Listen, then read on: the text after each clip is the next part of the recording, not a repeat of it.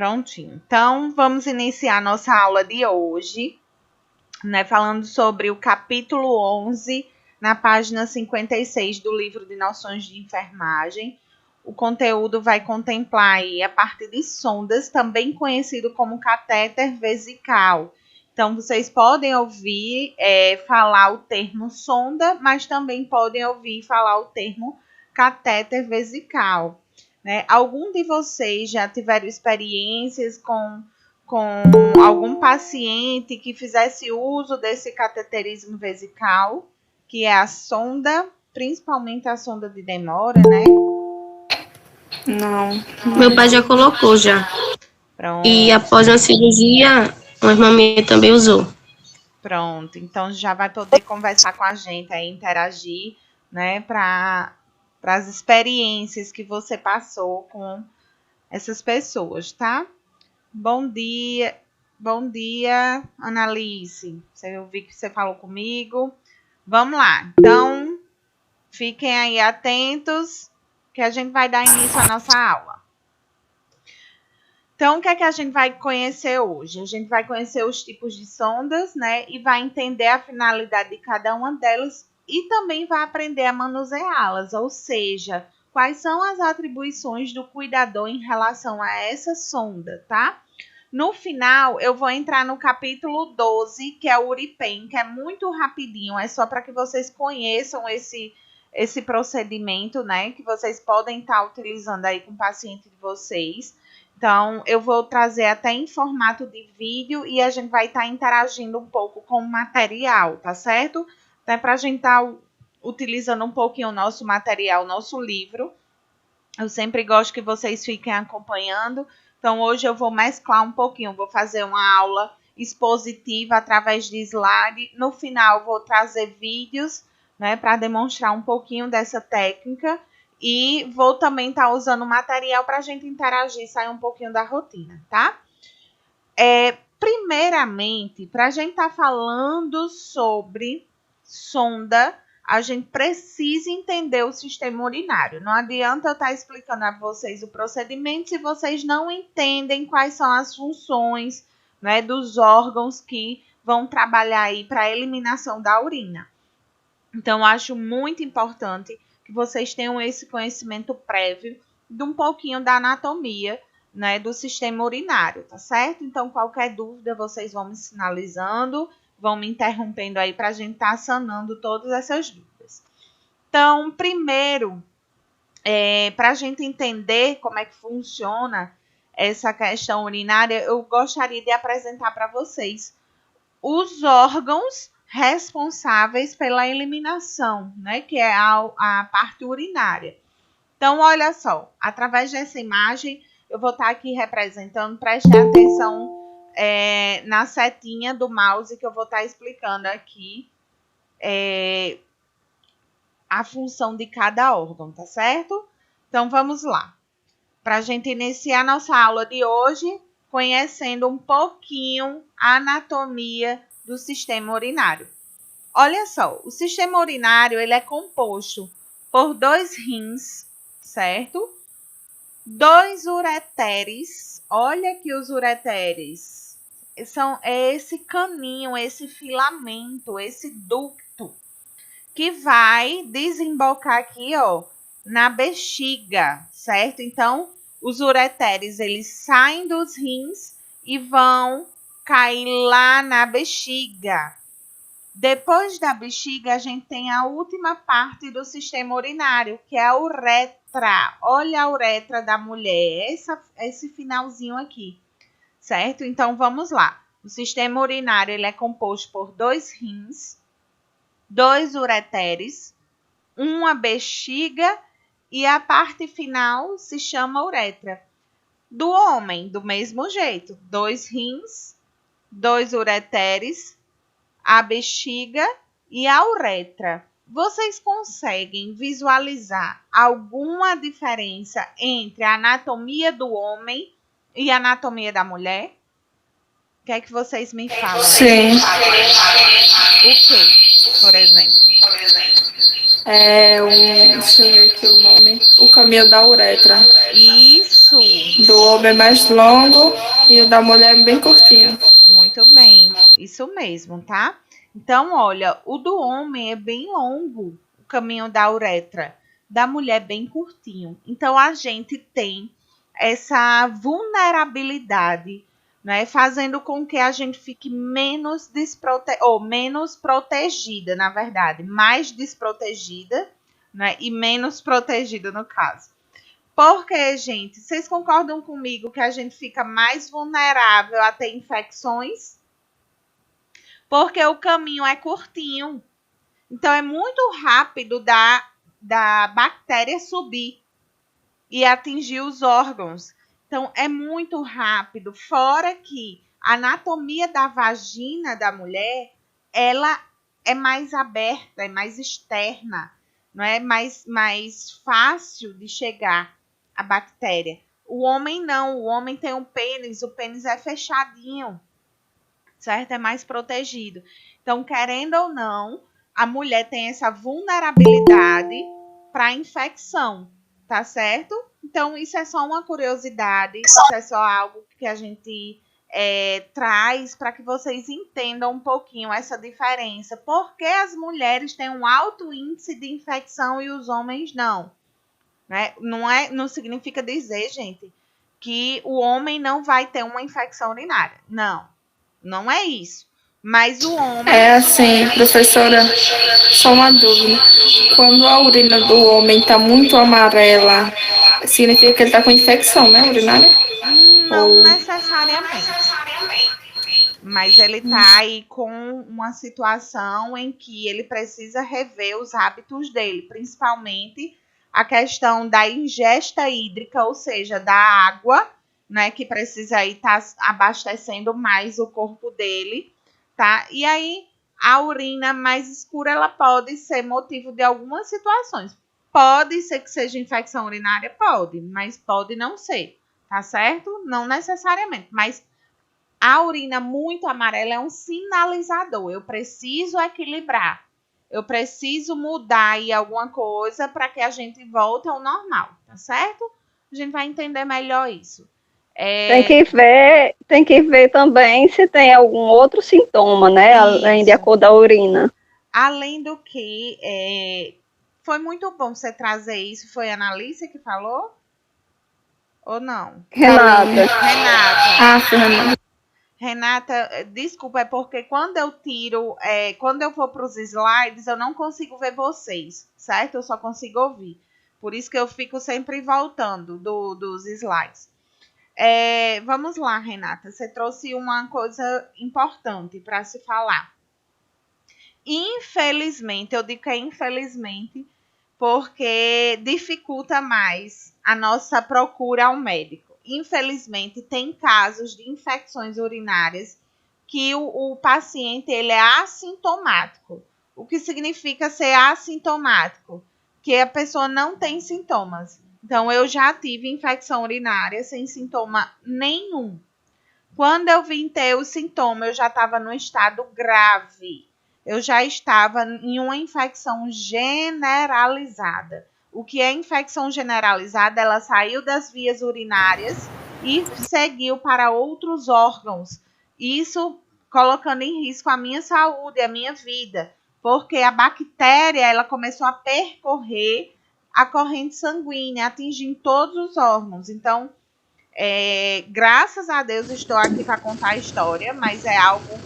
Eu digo que até é um milagre, que é muito raro alguém conseguir sobreviver de uma infecção generalizada. Não é impossível, mas é raro, tá? Então, assim, isso que é ruim quando a gente não tem um sintoma, porque infelizmente a gente só busca o médico quando a gente tá com algum sintoma. A realidade é essa.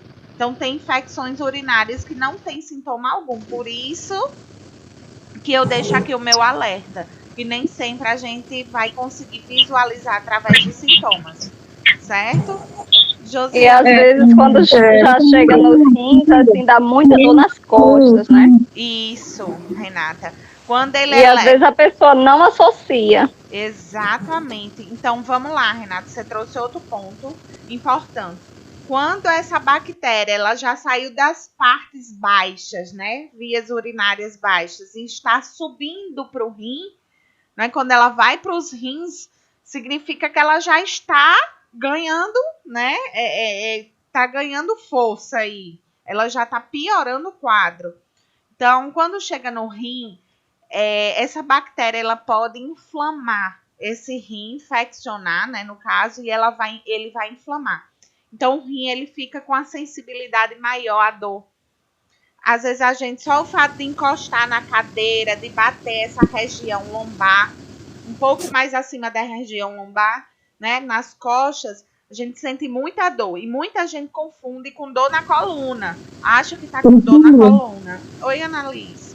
Eu queria falar uma coisa aqui. Eu tenho uma filha que ela nasceu com malformação renal. Certo. Eu descobri com 1 ano de idade. Eu quase perdi a minha filha. Ela também teve infecção. Eu só vim descobrir que ela era assintomática, ela não sentia nada. Pois é. E eu só descobri porque ela tinha febre. Muita febre, não passava com dipirona. Foi o meu caso. Chegou a um ponto que eu tive febre e eu só descobri por conta dessa febre. É tanto que ela tomava antibiótico todos os dias que ela tinha malformação, e quando nasce com malformação renal, é 5 anos, de 1 ano até 5 anos. Se não desaparecer, aí a criança precisa de um transplante ou vai ter que fazer hemodiálise pro resto da vida. Mas graças a Deus, ela sumiu. Reverteu, mas ela ainda teve, de tanta infecção que ela teve no rins, que ela teve cicatrizes, ficou com feridas, vai atrofiando o rim.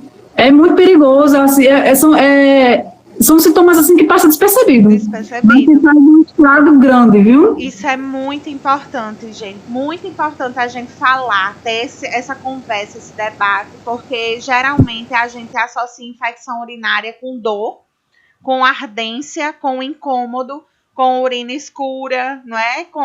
São esses os sintomas mais comuns, mas deixar bem claro que pode ser assintomático. Tá? E esse é o grande risco. Por isso a importância daqueles exames periódicos para a gente fazer a manutenção. Porque a gente tem uma ideia erradíssima do processo de saúde e doença. A gente só busca assistência médica quando já está doente. Mas a gente tem que se educar que existe uma prevenção, que existe um cuidado. Então, teoricamente, a gente precisa estar buscando assistência médica para estar fazendo um check-up mesmo, vendo como é que estão as funções do nosso corpo. E principalmente vocês, enquanto cuidadores, vocês têm que habituar isso, colocar isso na rotina do paciente de vocês, né? Vocês precisam estabelecer um período em que esse paciente ele deve, sim, buscar assistência médica para exames de manutenção do corpo, para saber como é que tá, se está em equilíbrio ou não. Então, até isso vocês são responsáveis, tá? Por estarem estimulando o paciente a estar realizando uma prevenção, gente. Um cuidado preventivo, tá certo? Entendido isso aí? Então, vamos lá. E para prevenção diária, água. Água. Nossa primeira aula, eu falei bastante sobre água, não foi? E aí, inclusive, eu disse que se a gente não ingerir água, a gente vai estar retendo toxinas do nosso corpo. A gente não vai permitir que a urina ela seja eliminada. Como é que vai formar urina se não tem água?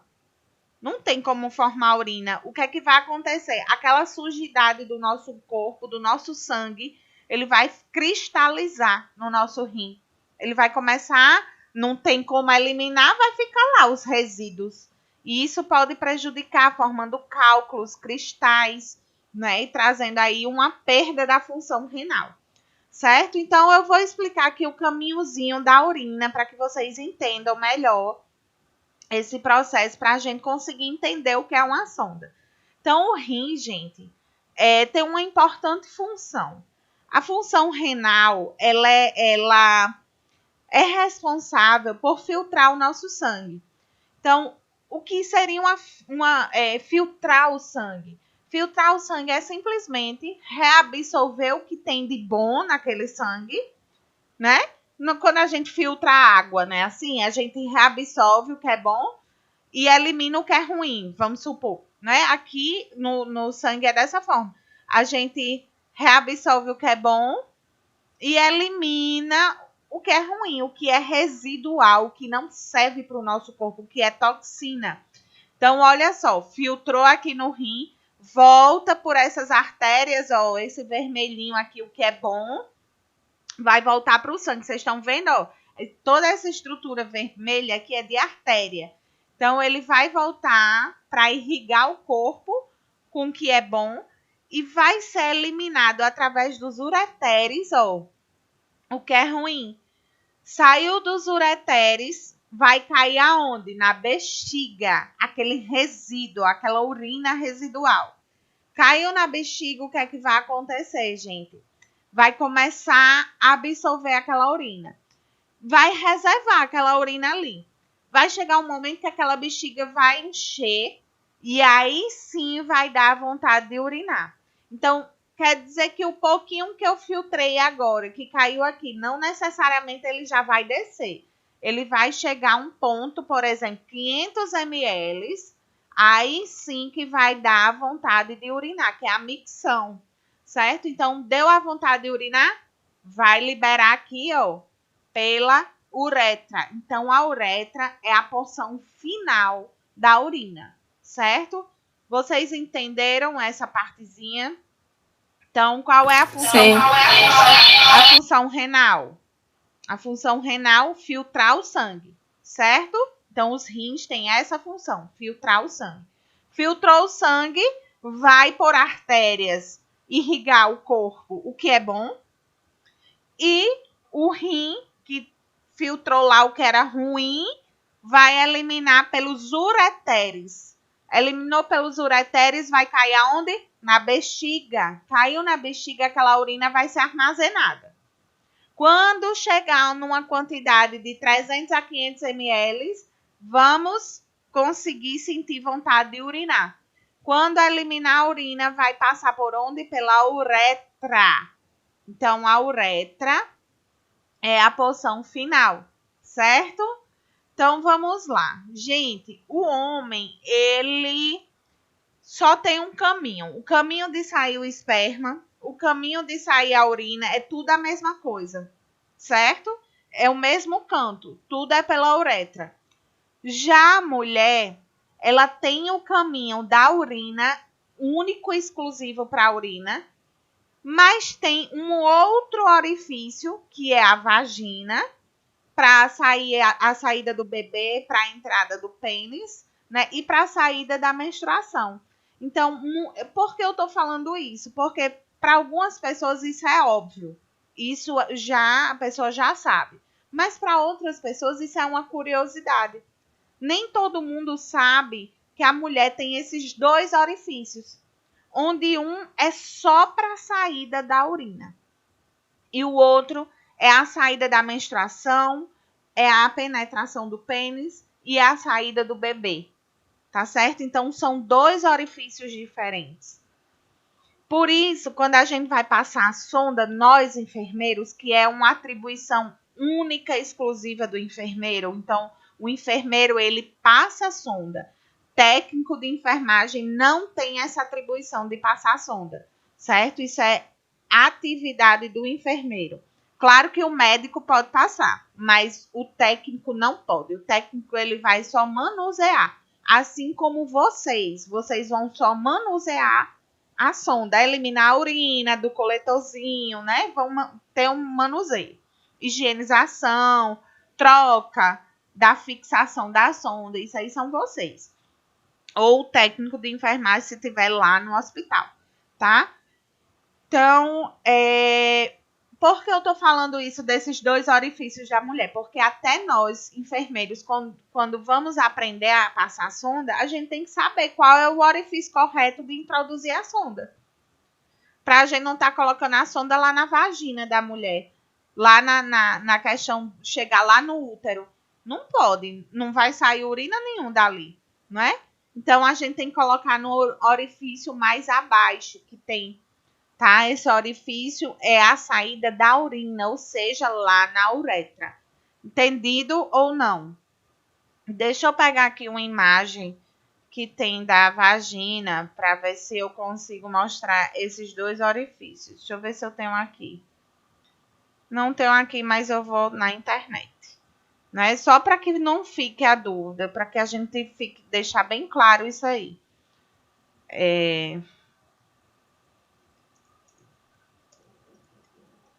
Deixa eu ver aqui se eu consigo achar essa imagem. Pronto. Eu até tenho essa foto.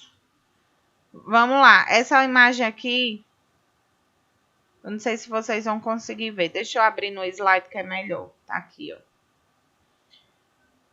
Vocês estão vendo que aqui é um orifício bem maior e aqui é um orifício menor.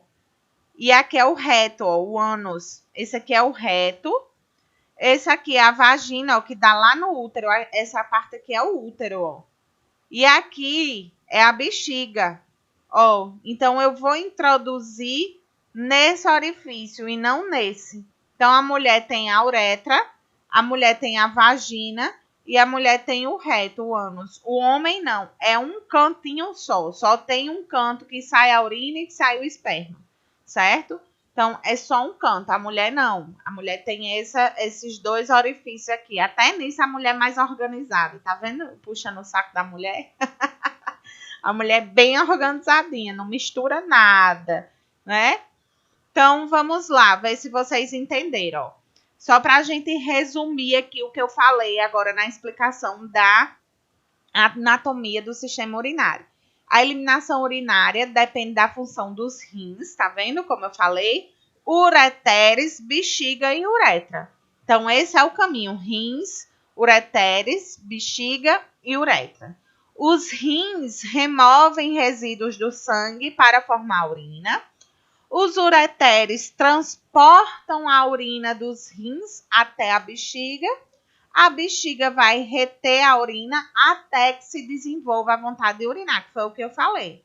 A urina sai do corpo através da uretra. Então, ó, aqui eu coloquei exatamente o caminhozinho, o percurso do que eu expliquei para vocês, tá certo?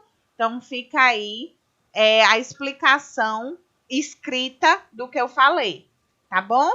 Então, todo mundo entendeu, né? Essa parte inicial, a parte da anatomia. Já falamos, mostramos aqui as funções. Agora, a gente entra na parte do cateterismo, que é a sonda, tá certo?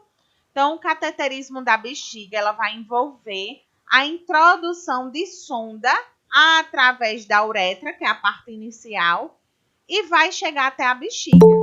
A sonda proporciona um fluxo de urina contínuo nos clientes incapazes de controlar a micção ou naqueles com obstruções. Agora eu vou explicar, porque eu não gosto de dar essa aula somente com os slides. Eu gosto de trazer uma coisa mais ilustrativa para vocês, tá certo? Então, vamos lá. Como eu não tenho a sonda aqui, eu gostaria muito de ter a sonda para demonstrar aqui para vocês, mas eu vou tentar mostrar através de vídeo, tá certo? Ver se vocês entendem. Primeiro, eu vou utilizar a imagem que eu tenho aqui, para vocês terem uma noção. Então, vamos lá. Essa sonda que eu falei aí, que é a sonda, tem 2 tipos de sonda. Deixa eu voltar aqui, ó, só para vocês verem, ó, o cateterismo da bexiga envolve a introdução de uma sonda através da uretra e dentro da bexiga. A sonda vai proporcionar um fluxo de urina contínuo nos clientes incapazes de controlar a micção ou naqueles com obstruções. Também é usado para aliviar o débito urinário em horário em clientes. Ou seja, eu estou mostrando aqui que existe uma sonda de demora e uma sonda de alívio. Então, Priscila, peraí, existe 2 tipos de sonda, existe 2 tipos de sonda. Um que vai passar bastante tempo no paciente e outro que eu vou só colocar, ele vai urinar e eu tiro, que é a sonda de alívio. Então, vocês vão fixar esse nome, demora e alívio. Demora, o paciente demora com a sonda. Alívio é só para aliviar aquela urina e já retira, certo?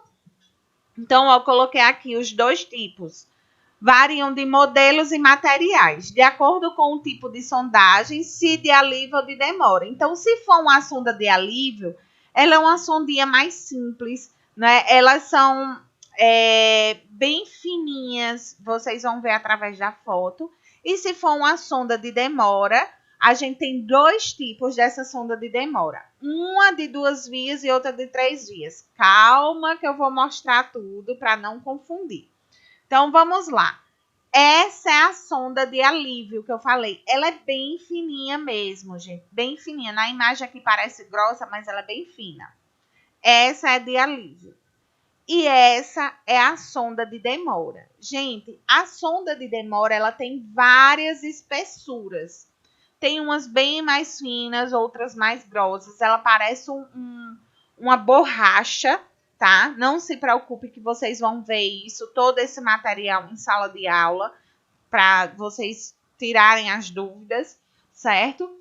E aí, essa é a sonda que o paciente passa mais tempo e essa é a sonda que eu introduzo, o paciente urina e eu retiro já de imediato. Então, essa é de alívio, que eu tô passando o mouse aqui, e essa é a de demora. Vamos lá. Lembra que eu falei que existe 2 tipos de demora? Uma de 2 vias, que tá aqui, ó, 2 vias, e outra de 3 vias, tá? Segura aí essa informação, mas eu só queria mostrar para que vocês entendam o processo. Então, vou pegar aqui essa imagem para a gente explicar como é o processo da passagem da sonda. Lembra daqui, ó, essa sonda de demora. Deixa eu voltar aqui, ó. Essa sondinha de demora aqui. Ó como ela vai ficar no paciente. Aqui dentro, ó. Tá vendo? Vai chegar lá na bexiga. Então, eu vou introduzir até ela chegar na bexiga. Certo? Chegou lá na bexiga, eu vou insuflar o balão. Que é esse balonete aqui, ó, que eu coloquei, ó. Pra que, Priscila, esse balonete tá cheio aí na bexiga? Vocês concordam comigo se eu colocasse ele sem estar cheio? Qualquer movimento, isso aqui ia sair? Concordam comigo? Sim. Então, esse balãozinho, ele faz com que fixe a sonda lá na bexiga e não saia. Então, eu gostaria muito de passar um vídeo, porém, se eu passar o vídeo, vai atrapalhar minha gravação. Eu não consigo transmitir no YouTube. Então, eu vou deixar para o final, quando eu parar de gravar, tá certo? Então, vamos lá. Guardem aí que vocês vão ver esse vídeo, vocês vão ver exatamente como é feita a passagem dessa sonda. Certo? Então, segura aí que no final eu mostro o vídeo, vai clarear mais um pouquinho como é feita essa passagem da sonda. Então, vamos entender a finalidade, né? Ó, mostrei aqui através da imagem, só para vocês entenderem como é feita a estrutura, né? Vai entrar lá na bexiga e vai encher um balonete para que a gente não solte essa sonda, para que essa sonda não fique sem fixar. Aí vamos iniciar falando pelo cateterismo vesical de alívio, que é essa sondinha fina, com material, como se fosse um plástico, tá? É um catéter reto de uso único. Ele é introduzido por um período suficiente apenas para drenar a bexiga. Vou explicar melhor isso. Quando a bexiga estiver vazia, o catéter deve ser retirado imediatamente. Esse tipo de cateterismo pode ser repetido quando necessário. Porém, o uso repetido aumenta os riscos de trauma e infecção. Priscila, qual é a finalidade de eu passar um cateterismo desse de alívio para o paciente? Vamos lá. Vamos supor que Renata está cuidando de um paciente. Vou até abrir aqui. Renata está cuidando de um paciente que ele realizou uma cirurgia, certo? E aí agora ele está lá na enfermaria para o pós-operatório, tá certo? Então, ela está lá acompanhando o paciente dela que realizou uma cirurgia e ele está lá no pós-operatório. Simplesmente, o médico disse que o paciente de Renata não pode se levantar para ir ao banheiro. Ele precisa urinar naquele papagaiozinho, naquele recipiente que introduz o pênis, né, como se fosse de inox, e ele tem que eliminar a urina ali. Porque se ele levantar, vai prejudicar a cirurgia dele. Desculpa. Então, vocês entendem que ele precisa urinar naquele recipiente. Ele não pode se levantar em hipótese alguma. Porém, o paciente de Renata diz a ela que não consegue urinar ali. Não consegue. Olha, eu não consigo. Me dá uma agonia. Quando eu introduzo o pênis ali naquele negócio gelado, já passa a vontade de urinar. Eu não consigo de jeito nenhum. Eu não fico à vontade. Aí Renata diz, mas fulaninho de tal, eu preciso que o senhor urine, porque senão a gente vai prejudicar o seu sistema urinário. Você precisa eliminar a urina. A gente precisa jogar fora o que tem de ruim aí dentro, porque a urina são as toxinas do nosso corpo, né? E aí eu não consigo. Aí Renata, sabiamente, vai pegar uma compressazinha de água morna e vai colocar aqui na região, tá? Pélvica, aqui, ó, nessa parte que fica, né, próximo da bexiga. A gente vai colocar aqui no famoso pé da barriga. E aí, eu vou colocar essa compressa quente, morna, pra quê, gente? Pra estimular. Você concorda comigo que a bexiga é um músculo? E que ela relaxa e que ela contrai?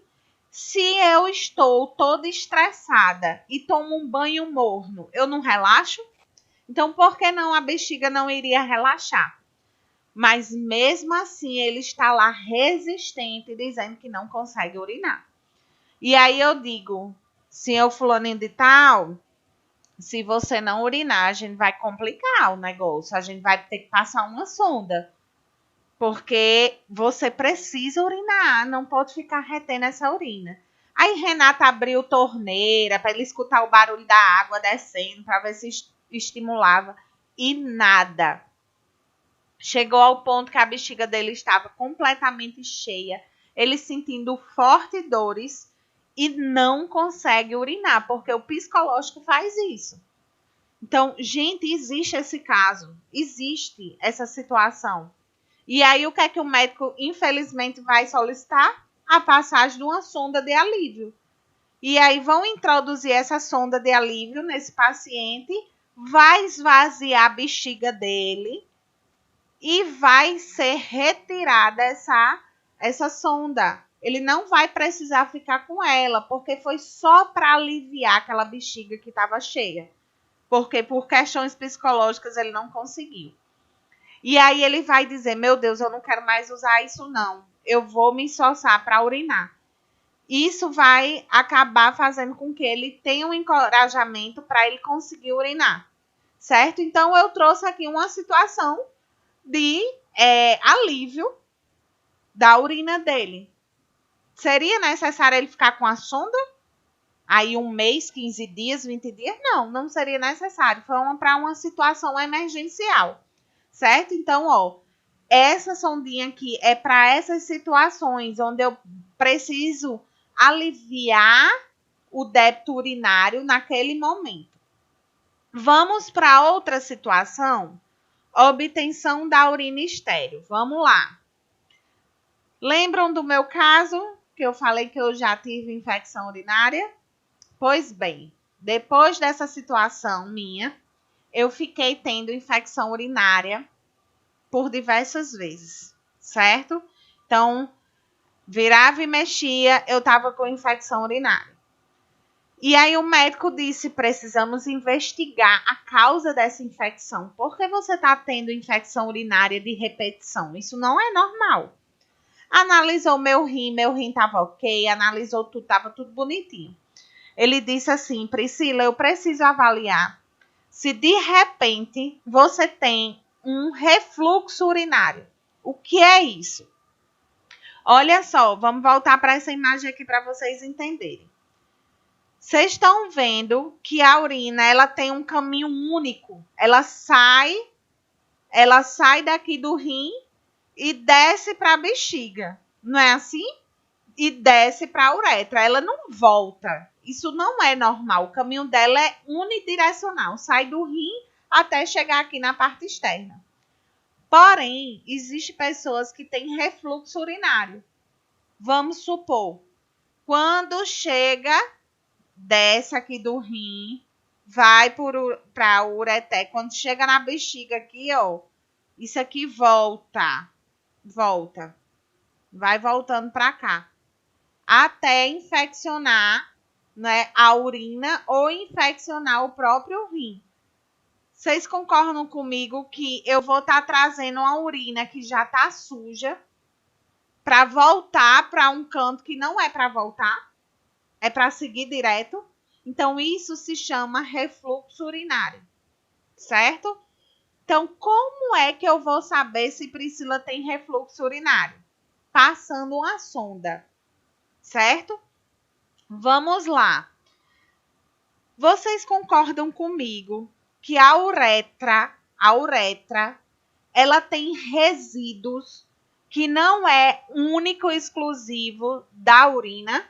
Se a gente for avaliar, ó, Priscila, vamos supor que eu estou com a imunidade bem baixa, e aí essa imunidade baixa está me causando um corrimento na minha vagina, que se chama candidíase.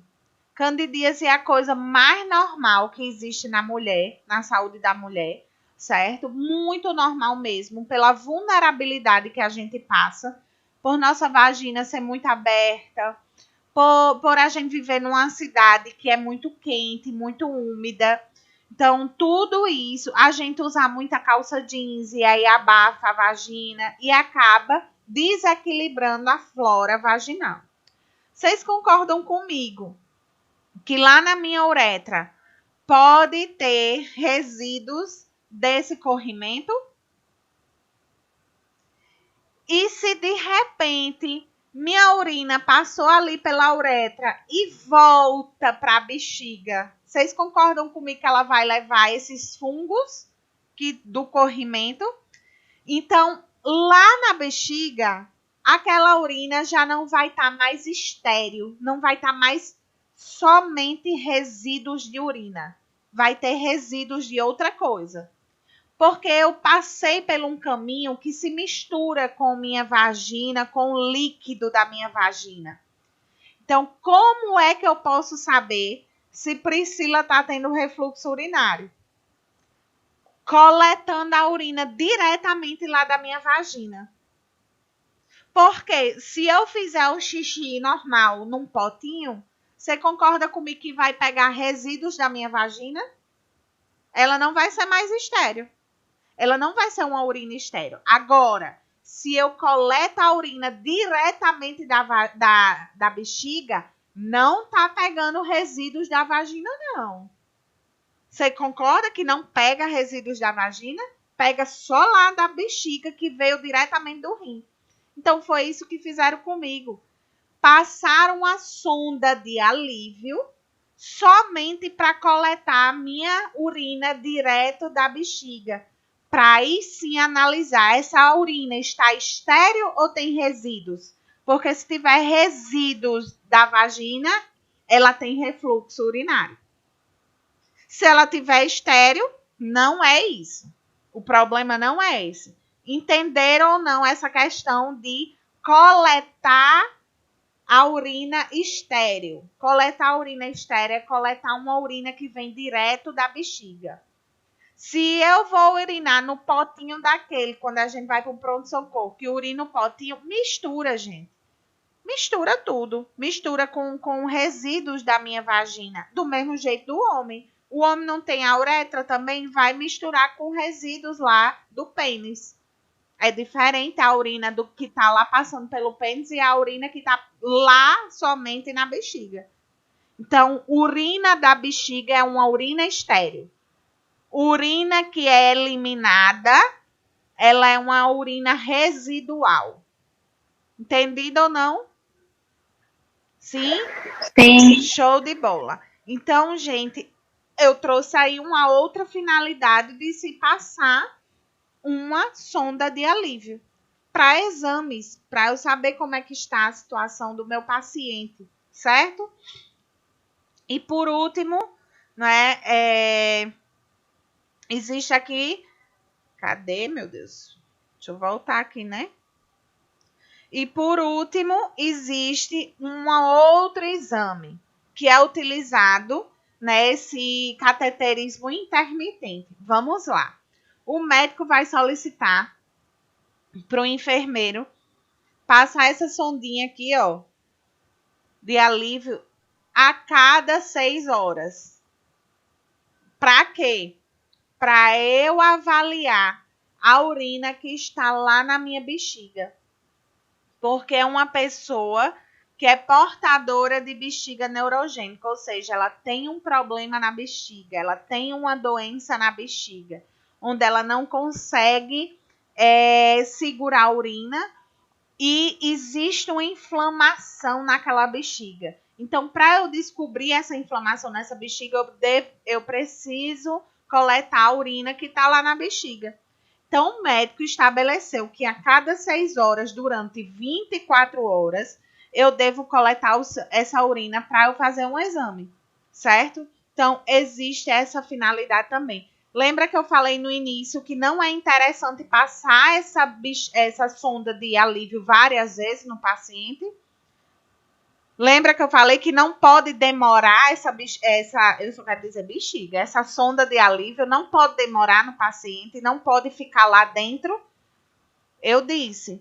Então, por quê? Como o nome já está dizendo, gente, é só para aliviar a urina. Tirar aquela urina de dentro da bexiga e pronto, a gente retira a sonda. Porém, eu não disse que o médico pode pedir para avaliar como é que está a urina na bexiga do paciente que tem uma doença na bexiga. Então, ele pede dentro de 24 horas que eu passe essa sonda a cada 6 horas. Passo a sonda, eliminou a urina, vou lá, entrego a urina para o médico. Daqui a 6 horas de novo, eu passo a sondinha de novo. Tá certo? Então, esse caso de passar mais de uma vez a sonda de alívio só vai ser para esses casos onde o médico prescreve. Mas não é para ficar usando sonda de alívio direto, não. Senão, não tem sentido. Aí vai e passa a sonda de demora. Porque fica lá, né, a sonda de demora. Oi, Renata. Professora, quando coloca essa sonda de alívio, é preciso algum estímulo para fazer o xixi ou sai naturalmente? Naturalmente. Se eu estou colocando essa sonda de alívio lá na bexiga, não é lá que retém a urina? Então, automaticamente ela vai descer. E o paciente não vai sentir vontade de urinar, porque ele sai automaticamente. Então, quem usa sonda, seja ela de alívio ou de demora, ele não sabe que está urinando. Ele não sabe. Que é como se fosse assim, Renata, eu colocasse uma mangueirinha lá na fonte. Então, eu vou colocar uma mangueirinha onde é que tem a urina, só para esvaziar, certo? Então, é involuntário, né? É involuntário, exatamente, Renata. Perfeito. Então, vocês entenderam a sonda de alívio? O objetivo da sonda de alívio não é para permanecer a sonda no paciente. É apenas para eliminar a urina e retirar a sonda. Certo? Então, o paciente não fica com aquela sonda dentro dele. Combinado? Agora vamos para a de demora. Certo? É uma sonda de demora, permanece no local por um período prolongado, possui um balão insuflável com água que envolve a sonda exatamente abaixo da extremidade. Quando ele é insuflado, o balão vai repousar contra a saída da bexiga, fixando a sonda na posição. Não se angustie que eu vou falar. A sonda de retenção ou de demora possui 2 ou 3 luzes dentro do corpo da sonda. Tempo de permanência é indeterminado. Vamos lá. Eu sei que o texto sendo falado fica difícil a compreensão. Mas vamos para a figura aqui, certo? Primeiro, no final da aula, eu vou mostrar um vídeo passando a sonda. Primeiro, esse procedimento é totalmente estéril. Eu jamais posso pegar nesse material aqui, ó, nessa sonda, com a luva de procedimento, que é aquela luvazinha que a gente compra na caixa. Não é. É numa luva estéril. A gente tem que usar a luva estéril. Não pode contaminar de jeito nenhum essa luva. Por que a gente não pode? Porque jamais a gente pode pegar aqui, ó, com a mão contaminada. Porque a gente não vai introduzir. Olha como vai ficar o caminho, ó. Passar pela uretra e vai chegar lá na bexiga. Olha só como é perigoso. Se a gente contaminar esse material aqui, a gente vai levar uma bactéria, gente, lá para a bexiga. Isso é muito complicado, muito perigoso. Então, ó, vou usar todo o material estéril, vou preparar um local para a gente manusear esse material. Vou ter que limpar toda essa região aqui, ó, pubiana do paciente. Isso o enfermeiro, tá? Eu só estou explicando assim para vocês entenderem, ter uma base como é que funciona. Tenho que baixar a glândula aqui do paciente para poder higienizar essa parte aqui, ó. Eu tenho que baixar o prepúcio, no caso, né, a pele, para deixar a glândula exposta e fazer a limpeza em movimentos circulares. Vou higienizar no orifício, né, onde sai a urina, e vou passar essa sonda. Quando eu vou passar essa sonda, eu, Priscila, lubrifico essa sonda todinha com xilocaína, para poder adormecer um pouco na hora que for introduzir. E eu gosto também, que não é um procedimento comum, tá? Não é comum, vocês não vão ver os profissionais fazendo isso.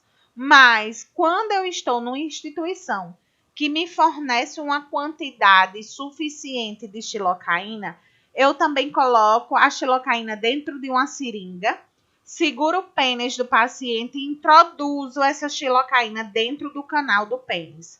Para quê? Para adormecer mais ainda aquele canal. E aí, quando eu introduzir a sonda, tá bem adormecido. Mas isso não é um procedimento comum. Geralmente, os profissionais só lubrificam essa sonda, tá?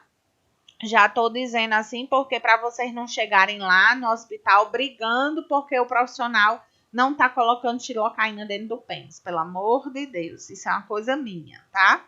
Porque eu penso muito no bem-estar do paciente. Eu quero proporcionar o mínimo de dor possível para ele. Mas, às vezes, ó, por exemplo, quando eu estava no SUS, né, da vida, num posto de saúde, que eu via que não tinha recursos, eu ia estar gastando a xilocaína desse jeito, se eu tinha que passar em 10 pacientes, se eu botasse todinho dentro da seringa, ia acabar a pomada todinha, né? O gel, na verdade, todinho. E aí, a gente vai introduzir, ó, uma curiosidade. Paciente homem teve ereção, é muito normal, gente. É instinto. O homem tem essa área muito sensível. E às vezes a profissional tá manuseando, tá higienizando o pênis para poder passar a sonda. E aí pode acontecer dele sentir o estímulo, né? E ter a ereção. É muito normal isso acontecer. É constrangedor tanto para o profissional como para ele. É muito constrangedor, tá? Nós, profissionais, já estamos acostumados com essa situação, para a gente já chegou uma situação de normalidade. Mas para o paciente deve ficar muito constrangido, né? Ele saber que está tendo uma ereção ali no momento indevido, numa hora que não é propícia, né? Mas como o homem, basta ele ser estimulado naquela região que ele vai ter ereção. Não necessariamente ele precisa estar tendo uma atração pela pessoa que está fazendo, mas o homem ele é muito sensível nessa região. O que é que a gente faz? Eu estou dizendo isso porque vocês podem estar realizando aí uma fixação de sonda no paciente, realizando uma troca e de repente o paciente tem uma ereção. E aí, o que é que eu faço? Eu, Priscila, a gente aprendeu uma técnicazinha que é só colocar álcool na mão, borrifa álcool na mão e pega no pênis do paciente. E aí o pênis volta ao normal, tá? Então, o álcool, ele faz com que, eu não sei se é o geladinho do álcool, a substância faz com que o pênis volte ao normal. Priscila, mas não seria mais interessante passar a sonda com pênis erétil, não? Não. O paciente não suportaria de dor, certo? Imagina o pênis erétil e a gente introduzir naquela sonda. Ele ia passar mal com tanta dor. Então, por isso que jamais a gente pode passar a sonda com o pênis em ereção. A gente tem que esperar o paciente se acalmar para poder passar a sonda, certo? Então, isso é só uma curiosidade. Eu acho interessante vocês terem um conhecimento básico, né? De uma coisa que vocês vão estar lá manuseando, certo? Introduziu, gente. Aí, lembra que eu disse que tem duas... Tem um que tem duas entradinhas. Uma vai ser para eu colocar uma água bidestilada. O que é água bidestilada? Uma água bem pura, uma água estéril. Que isso a gente utiliza no hospital, né? Que ele vem dentro de uma ampolazinha e a gente vai introduzir dentro da seringa e colocar aqui dentro, ó. Colocar aqui. Eu vou anexar a seringa aqui, ó. Eu tenho uma imagem aqui que mostra exatamente. Ó, colocando a seringa nessa abertura e vou introduzir essa água bidestilada. Depois que a sonda já tá lá no pênis e chegando na bexiga, certo? Chegou, vou fazer o quê? Encher esse balão aqui, ó, com essa água. Pra quê, gente? Pra fixar, pra essa sonda não sair. E esse outro orifício aqui, essa outra entradinha que eu mostrei para vocês aqui, ó. Essa outra entrada é para quê? Fixar o coletor, que é onde vai ficar lá a urina retida. Vocês já viram como é o coletor? Deixa eu ver se eu tenho aqui, ó. Esse aqui é o coletor. Certo? Vocês estão vendo aí o coletor? Já conhecem? Me falem, ó, aqui tá a sondinha.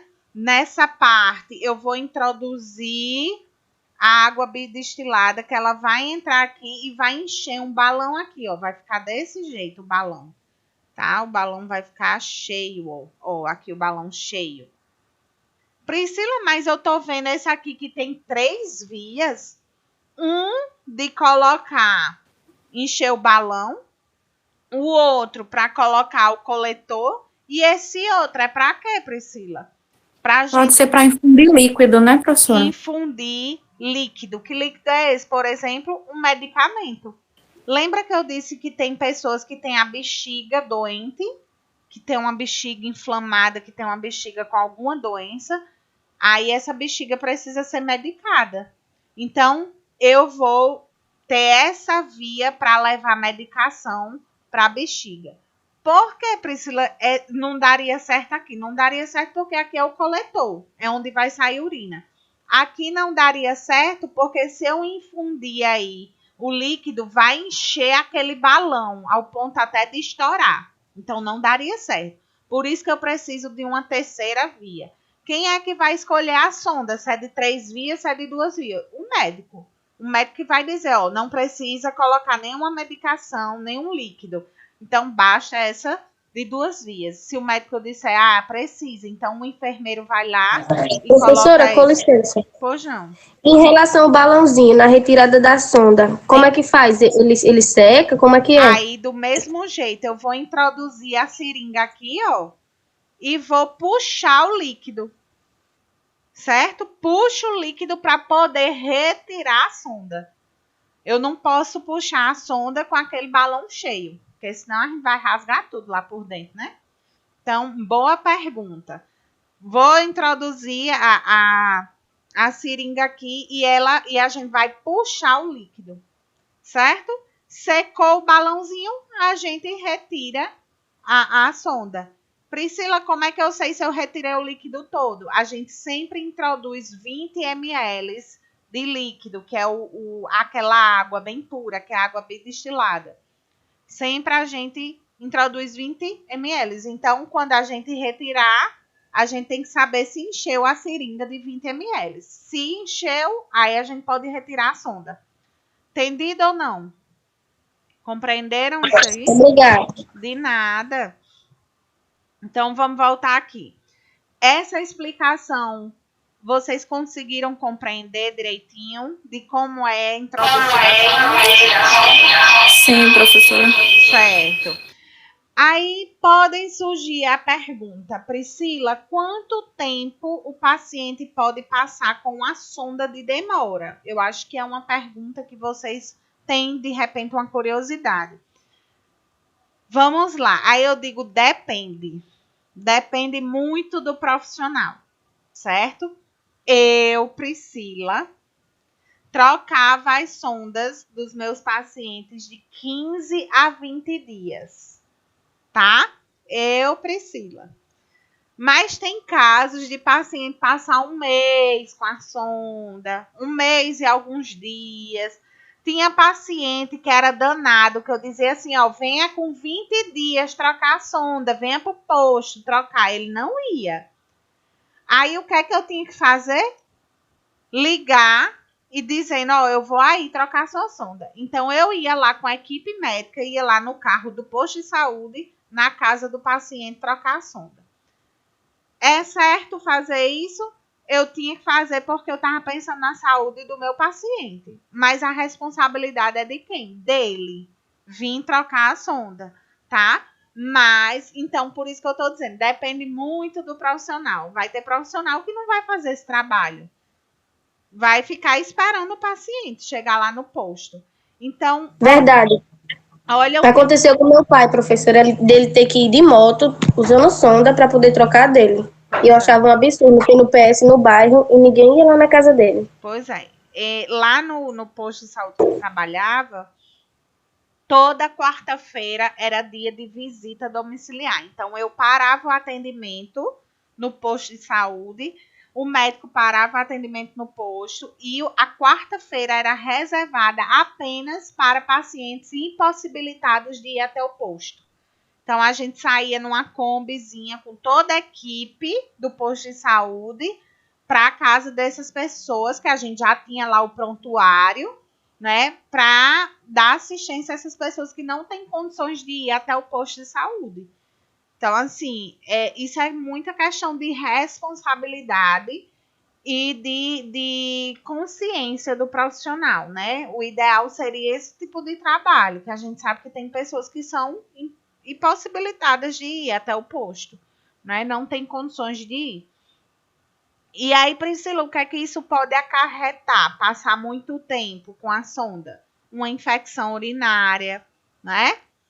Fissura, né, professora? Fissura, muitas coisas. Bactéria aí na região do sistema urinário. Então, assim, a gente precisa ter um olhar muito atento voltado para isso. Principalmente vocês que vão ser cuidadoras. Então, vocês precisam estar supervisionando esses cuidados, tá? Então, vamos lá. Vamos adiante. Aqui a gente já entendeu. Olha só. Esse orifício. Professora? Oi. Esse orifício.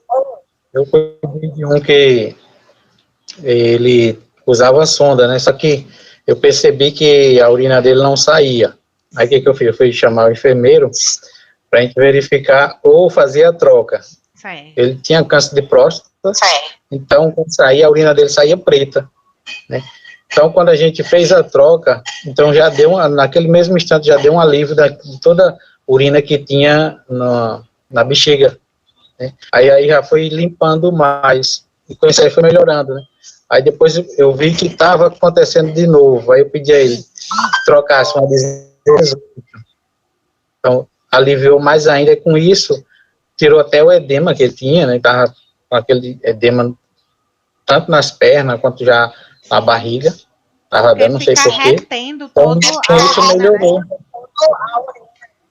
Bastante massagem nas pernas dele, aliviou totalmente. Quando fez a troca do diâmetro também. Então, vocês vão ter esse papel. É fundamental isso, esse acompanhamento de vocês. Eu vou dizer já a atribuição de vocês em relação a essas sondas, tá certo? O que é que vocês o que é que vocês precisam estar realizando com o paciente? Isso aí é a parte mais importante dessa aula, eu acho. Porque até agora eu estou explicando como é que funciona o processo da sonda para vocês poderem entender a importância do manuseio dela, tá? Então, vamos lá. Aqui já foi, vocês já entenderam todo esse processo. Aí eu estou mostrando aqui, ó, que aqui é o orifício da vagina, que é onde sai o bebê, onde sai a menstruação, onde sai a entrada do pênis, no caso. E aqui é o orifício da uretra, que vai chegar lá na bexiga. Tá vendo que a gente tem que ter o cuidado? Esse a gente não pode introduzir. Aqui é o ânus, aqui é a vagina. Então, sempre a gente vai para o orifício de cima, na mulher. Vamos lá. Alguma coisa chama a atenção de vocês aqui, nessa imagem que eu tô passando o mouse?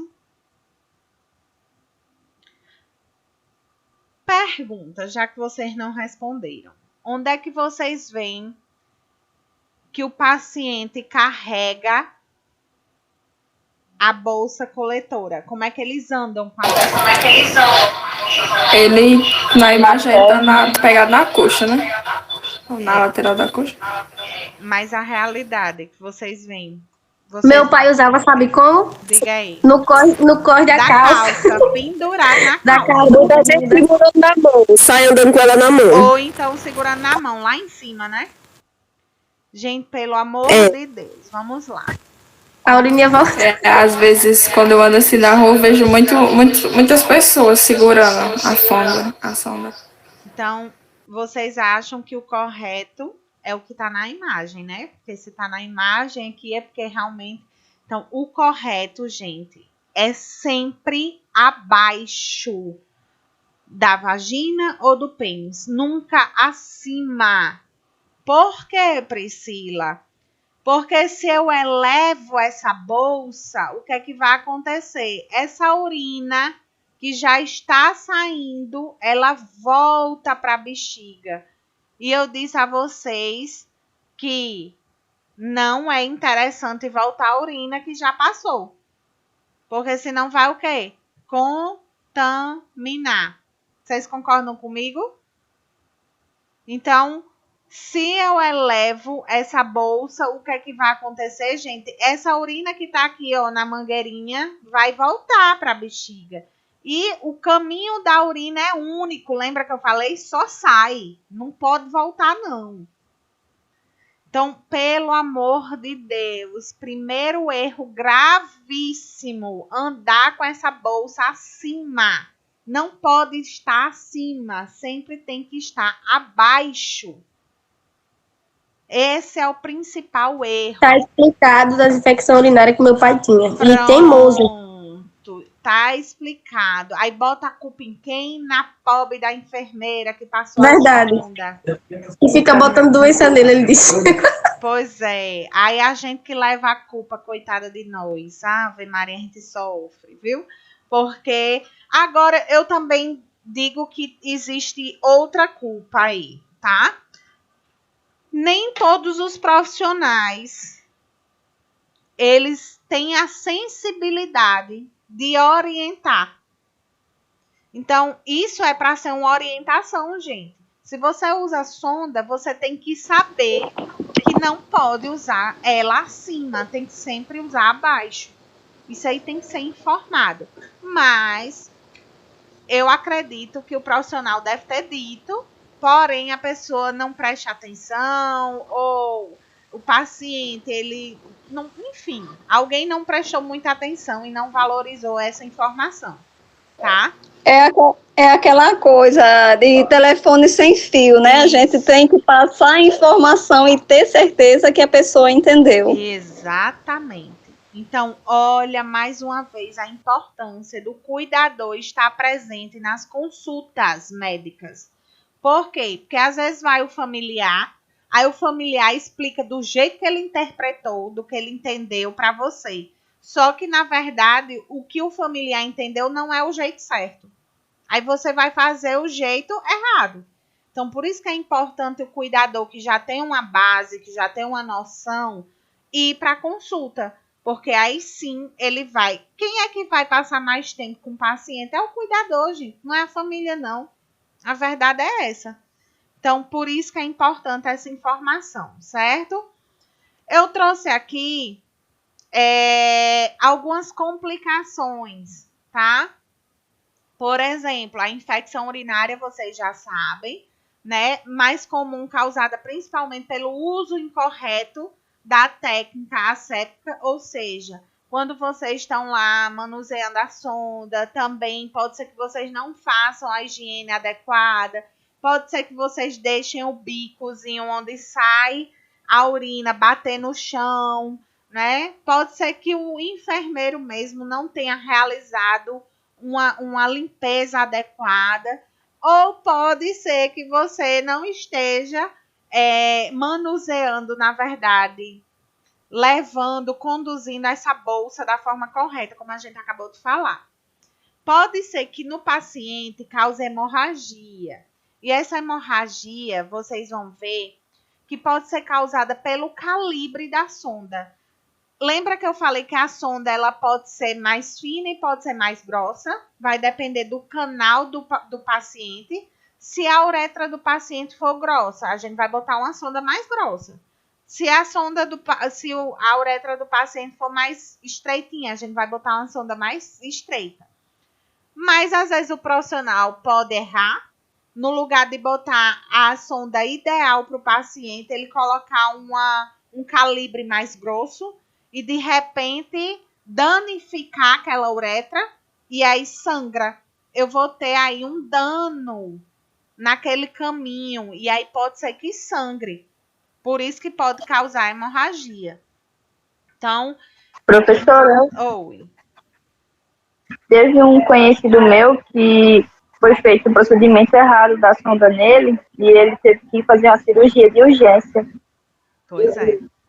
Às vezes, gente, o procedimento errado é esse, colocar uma sonda de calibre mais grosso no paciente. E aí eu danificar aquele caminho todinho, ficar forçando a entrada, né? Causar um trauma tissular, tá? Isso pode acontecer, infelizmente, certo? Outra coisa é a formação de cálculos na bexiga, né? Devido à longa permanência da sonda. Imaginem só, deixa eu voltar aqui, só para vocês entenderem, que eu passei muito tempo, não fui trocar a sonda. Vocês concordam comigo? Ó, esse balão aqui, esse balão, não está ocupando um espaço na bexiga? Você concorda comigo? Se eu deixo essa sonda muito tempo aqui, eu posso até juntar resíduos aqui, ó, ficar cristalizando resíduos aqui, ó, nesse cantinho da sonda. O que é que vocês acham? A urina, gente, é cheia de resíduos. Sim. Se eu não retiro, vai acontecer o quê? Juntar, né? Juntar resíduos aqui. Então, por isso que é importante a gente fazer a troca no tempo adequado. A gente não prolongar muito tempo com essa sonda. É como se formasse uma crosta, né? De sujidade, de sujeira mesmo. Então, a gente precisa trocar isso, pelo amor de Deus. Certo? Aí trouxe esse slide lindo e maravilhoso, que é a cara da prova. Meu Deus do céu, se eu fosse vocês, eu tirava até um print. Tô dando a dica, né? Quais são as atribuições do cuidador na sonda de demora? Vamos lá, né? Para a gente evitar a infecção, para a gente manter aquele coletor limpo, para a gente manter os órgãos genitais lá bem, né, de saúde, para evitar a infecção urinária, a gente precisa garantir uma limpeza adequada. A gente precisa evitar que forme aqueles cristais. Lembra que eu falei? Então, quais são os cuidados? A gente deve evitar puxar ou empurrar a sonda. Como assim, Priscila? olha aqui nessa situação, de repente eu vou fixar, né? Eu vou fixar essa sonda, eu vou limpar e eu começo a empurrar a sonda ou começo a puxar a sonda. Isso aí eu posso trazer um dano para o paciente. Lembrando que tem um balão aqui. Se eu começo a empurrar ou puxar, eu posso danificar. Então, nada de ficar introduzindo ou puxando essa sonda, pelo amor de Deus. Certo? Vocês não têm que estar mexendo em sonda. Vocês vão estar mexendo em coletor. Nada de sonda, tá? Aí vamos passar para outras atribuições. Lavar a parte exterior da sonda com água e sabão de 2 a 3 vezes por dia, para evitar, gente, ter bactérias. Priscila, o que é que eu vou estar higienizando? Essa aqui, ó, essa partezinha do coletor. Sempre é interessante eu estar higienizando esse coletor, limpando, lavando, porque eu minimizo o risco de ter bactérias e de repente estar percorrendo aí o caminho de entrar aí na mangueirinha e a gente trazer um dano, tá certo? Para o paciente. Vamos lá. Outra coisa, não levantar o saco coletor acima do nível da bexiga. Aquela informação que eu trouxe para vocês. Mantendo pendurado na beira da cama ao dormir, por exemplo, para a urina não entrar na bexiga novamente, que foi aquele caso que eu disse. Transportando bactérias para o interior do órgão, para o interior do corpo. Então, isso aí ficou claro, gente? Essa é a principal informação, pelo amor de Deus. Quando forem manusear aquele coletor, não é para estar acima da bexiga, sempre abaixo. O paciente está deitado, pendura o coletor lá na cama, mas deixa abaixo. Cuidado também para não encoxar no chão, tá? Para não sujar esse coletor. Nunca colocar o saco coletor no chão, transportando sempre que for necessário, dentro de uma sacola de plástico ou amarrado na perna, para evitar que as bactérias do chão, né, contaminem a sonda. Esvaziar o saco coletor da sonda, sempre que estiver, olha essa informação importantíssima, com metade da sua capacidade preenchida de urina, utilizando a torneira do saco, que eu vou mostrar para vocês. Caso o saco não tenha torneira, deve-se ser jogado no lixo e trocado. Ao esvaziar o saco, é importante observar a urina, já que as alterações na cor da urina podem indicar algum tipo de complicação, como sangramento, infecção. Olha só. Gente, prestem atenção. Deixa eu mostrar aqui um coletor, para a gente entender um processo aqui. Deixa eu ver se eu tenho algum coletor. Só um minutinho. Coletor de sonda de demora com urina dentro. Vamos ver se a gente acha essa imagem. Deixa eu ver se eu tenho algum com urina. Tem aqui um pouquinho a urina. Vamos aqui nesse, ó. Vocês estão vendo essa imagem? Peraí que vai abrir.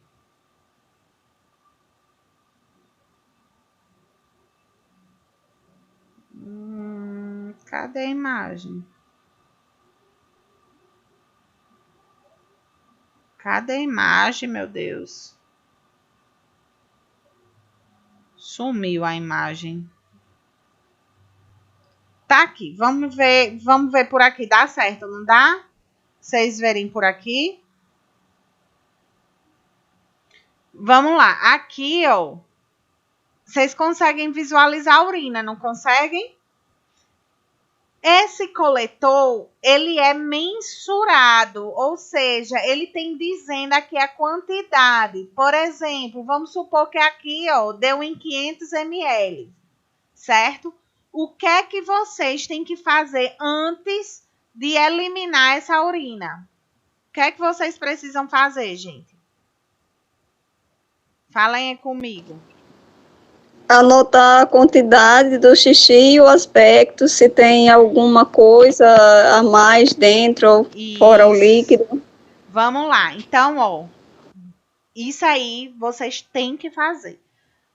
Que horas agora? 11h21. 11h21, coletei a urina com tantos ml, certo? Com 500 ml. Coloração. Qual é a coloração dessa aqui, gente? O que é que vocês acham? Amarelo o quê? E aí?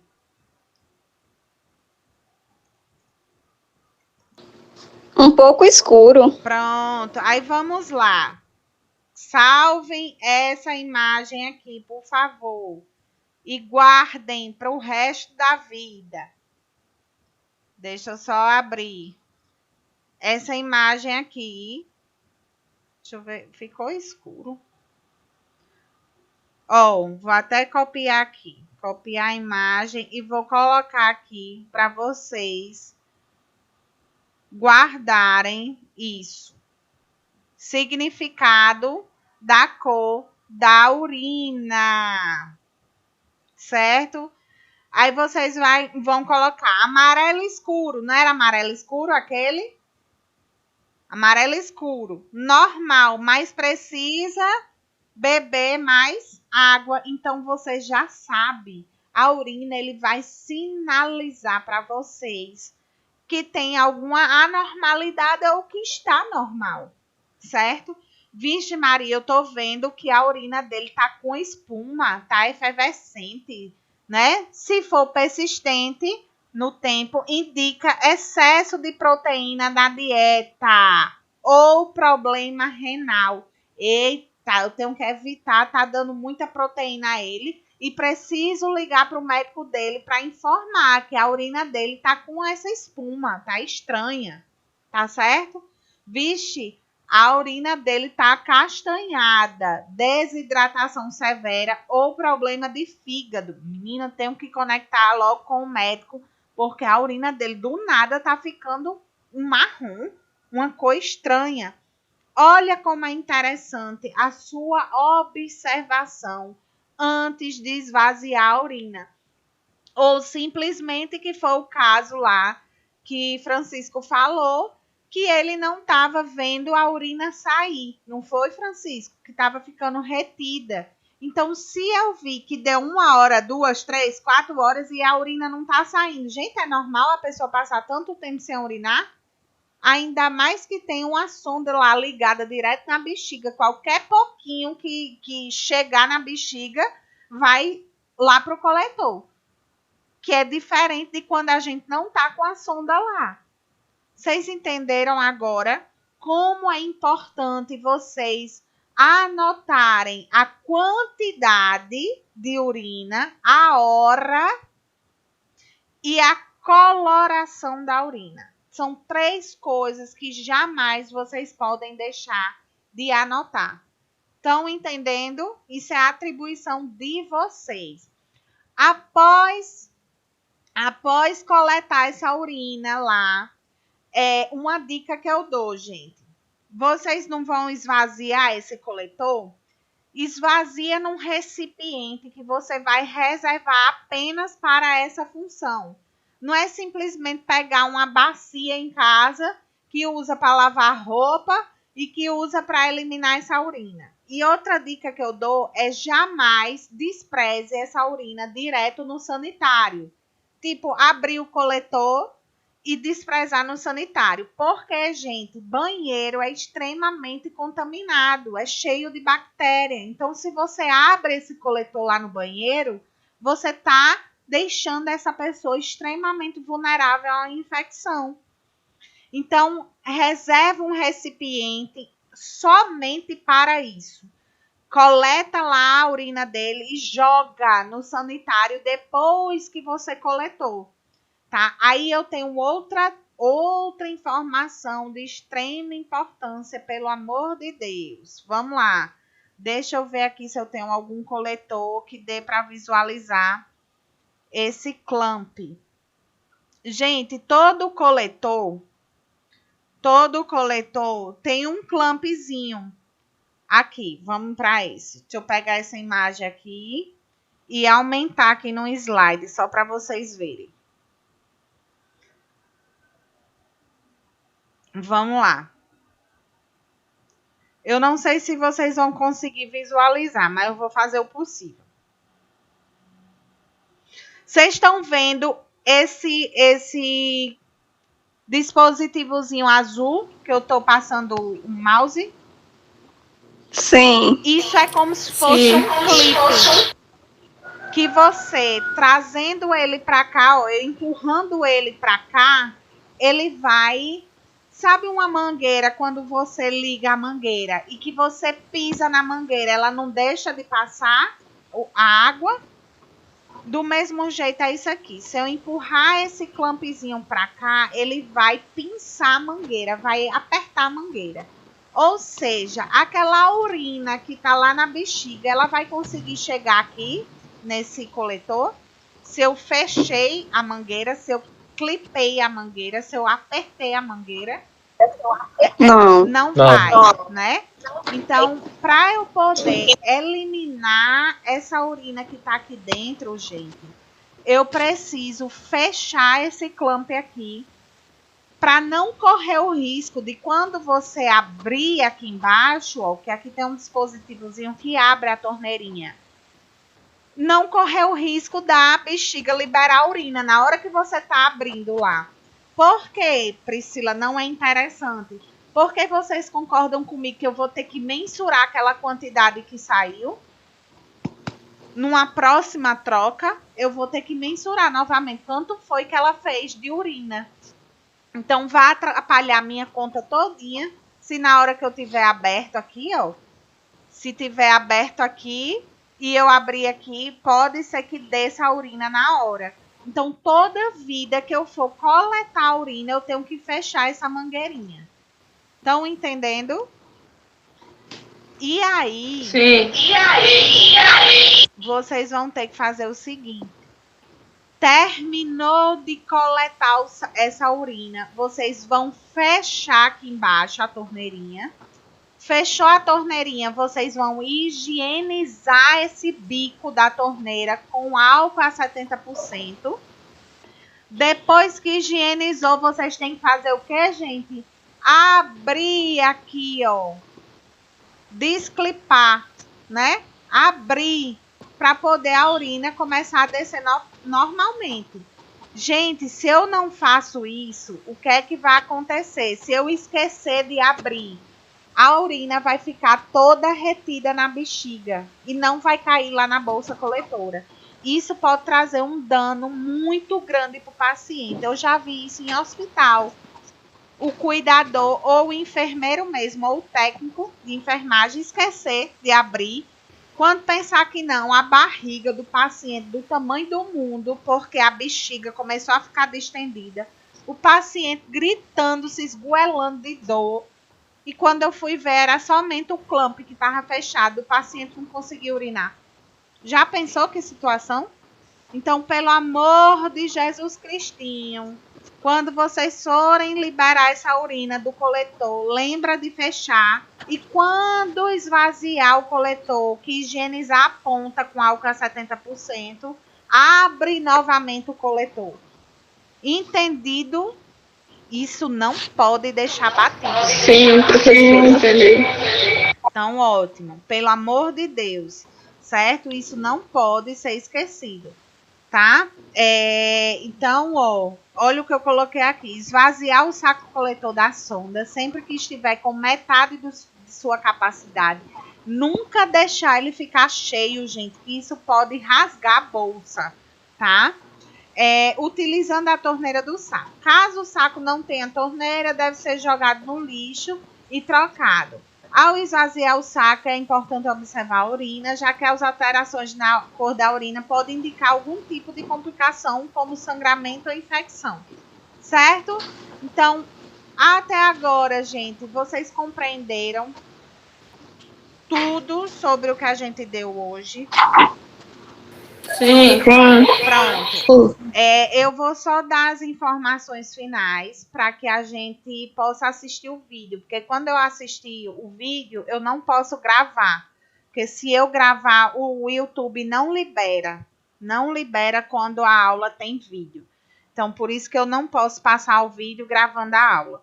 Então, próximo conteúdo online da gente, vamos falar sobre alimentação e nutrição. Sim, meu povo, olhem aí na página 53 do livro. Vocês estão com o livro aí? Quase que eu esquecendo desse detalhe. Página 53, capítulo 12, onde tem aí, ó, Uripen. Aí, o que é que tem dizendo aí? Vou ler. Lembra que eu disse que eu ia dar aula, uma parte com slide e outra parte a gente utilizando o livro, tá? Eu vou utilizar o livro e o vídeo, até para a gente utilizar nosso material também, tá? Então, olha só. Muitos pacientes acabam desenvolvendo a incontinência urinária, ou seja, não conseguem segurar a urina, certo? Seja por motivos fisiológicos, seja por motivos cirúrgicos ou no tratamento de algumas patologias. E necessita usar o Uripen, que eu vou explicar o que é esse Uripen, né? Também chamado de sonda de camisinha com uma extremidade afunilada e reforçada. O Uripen é constituído de uma película fina de borracha, um látex, né, encaixada ao pênis, sendo utilizado de uma forma eficaz na coleta da urina nos homens. Ao ser colocado no pênis, ele poderá ser conectado a uma mangueira acoplada a uma bolsa coletora de urina. O diâmetro do pênis é que determina os vários tamanhos do Uripen. Procedimento para colocar. Eu trouxe um vídeo para ficar mais claro para vocês, certo? Mas, gente, para que essa situação? Essa situação é um caso que o médico não vê necessidade de passar uma sonda, porque sonda é um procedimento mais invasivo, né? E aí eu usaria esse Uripen apenas para aquelas pessoas que eu não quero utilizar uma fralda. Vamos supor que é uma pessoa jovem que não quer estar utilizando fralda, até mesmo para não pôr em risco a integridade da pele do paciente, porque a gente sabe que o uso de fralda ocasiona muita assadura e abre lesões por pressão. Vocês sabem disso, né? Então, o Uripen, gente, seria uma alternativa para eu estar evitando o uso de fralda. Quando a gente fala em incontinência urinária, é algo que a pessoa não controla a vontade de urinar. Então, ela iria ter que ficar fazendo xixi na roupa porque ela não dá tempo de chegar no banheiro. E isso não é agradável, né, gente? Imagina uma pessoa que é super ativa, jovem, e que está passando por uma situação dessa de estar urinando na roupa. O que é que a gente faz? Coloca essa espécie de camisinha no paciente, que na ponta dessa camisinha tem um bico. Vocês estão conseguindo ver aí na imagem do livro? Então, sim, na ponta da camisinha tem tem um bico. E esse bico vai ter uma mangueirinha que vai acabar caindo num coletor. Então, o paciente vai estar com esse coletorzinho andando fixado também nele, certo? Porque aí vai fazer com que ele não precise usar fraldas, não precise usar sonda, certo? E aí, quem é que vai colocar esse Uripen, gente? Possivelmente vocês, tá? Então, tem aí os cuidados, gente, que não deve colocar muito apertado, a fixação, né? Porque tem que fixar. É interessante que vocês mantenham os pelos pubianos, né, aparados, para também não ficar desconfortável. Tem aí a situação de retirar o Uripen uma vez ao dia para lavar e secar bem o pênis, também para ter o cuidado com essa higiene aí do pênis, certo? E para evitar, gente, caso esse pênis comece a apresentar ferimentos, aí o ideal seria utilizar uma fralda descartável, tá certo? Então, eu vou colocar o vídeo para vocês compreenderem melhor, entenderem o processo. Eu tenho aqui 3 vídeos, certo? Que eu selecionei para vocês. Um é da passagem da sonda. Deixa eu clicar. Chega, peraí que eu tenho que parar a gravação, senhor. Deixa eu parar aqui, porque senão não vai dar certo. Então, próxima aula, só para a gente finalizar a parte gravada, certo? Aqui, próxima aula a gente vai ver nutrição e alimentação. E eu vou passar agora os vídeos, tá? Vou parar a gravação e vou passar os vídeos. Deixa eu só finalizar.